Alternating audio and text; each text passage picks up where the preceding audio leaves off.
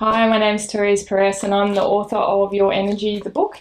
I just wanted to have a quick chat to you today about the feminine and masculine energy. Now, we often think that because my gender is female, then I must only have feminine energy, right? Well, it doesn't really work that way. We all have feminine and masculine energy within us, and the interesting thing is about how we balance it within us and also how we see it then working externally. So if you think about the feminine energy, this is all about release. This is about letting go. This is about the art of allowing. So it's very much around surrender. So the feminine energy is also extremely creative. It is something that births things as well. As you all know, obviously women do have children, not men. And so obviously it has a lot to do with the creative and allowing energy. Now, on the other side of the fence, we have the masculine energy, and that's very much around the doing, the forward movement. This is all about going out there, striving, kind of the hunter-gatherer type energy.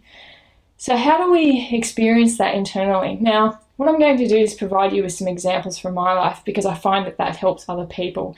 Now, certainly as a female, when I grew up, I was very much a tomboy. And within my family system, I'm the youngest of 6, but closest in age to me were 2 brothers. So I often hung out with them. I was a very good cricketer. I live in Sydney, Australia. So in that time I lived in country Australia, and I love playing cricket. It was something that I did with my brothers very often, and we'd also play football and various things. Now, what I've grown up with is essentially being able to relate to my masculine energy really strongly, because that is where I sought recognition and is where I got recognition. So being, I guess, a good cricketer kind of helped. I got positive feedback, and especially from my father, which was fantastic. But as I grew up, I realized that I needed to develop my relationship with my feminine energy. So at the time when I was looking at that, what I was thinking was, well, do I really have to? Because really all that girly stuff, it doesn't offer any value, and no one really gives it any credence. And in fact, in my wardrobe, I don't even think I had a dress. So just think of it in that way, all of these little signs showing me how I related or didn't really relate to my feminine energy. So as I've grown up, sure, I've been successful when I've been focusing on my masculine energy. And certainly a lot of women in the workplace find that they really do thrive in the masculine.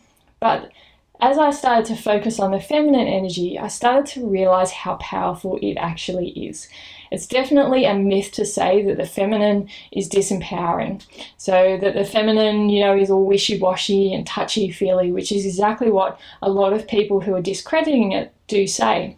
And I often hear that in the workplace. Now, let me take you to an example in the workplace. I'm a project manager as well as a change manager, and the energy in those two, if you're not familiar with them, is very different. A project manager has to keep everyone on task, and it is all about forward movement. So as I mentioned before with the masculine energy, it's the hunter-gatherer type, it's the pushing type. Now the feminine, very different, and often change management is about the feminine. It's about communication, it's about connection, it's about allowing people to provide feedback. So change management is really, really critical.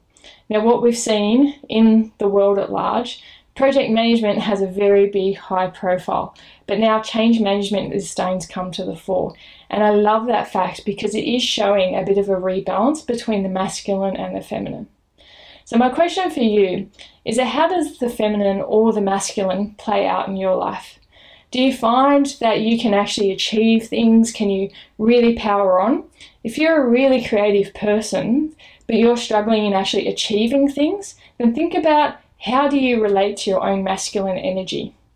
Now let's flip that a little bit and think about if you're a doer, if you get out there and you conquer the world, how are you supporting your feminine energy in that? So how well do you communicate?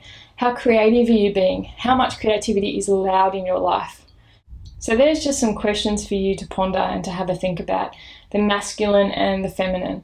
So if you look at the macro, have a look at what's happening in the world and how we're relating to our feminine aspects to the women in the world versus the masculine and the men. But on a micro level, within yourself, how well do you relate to both energies?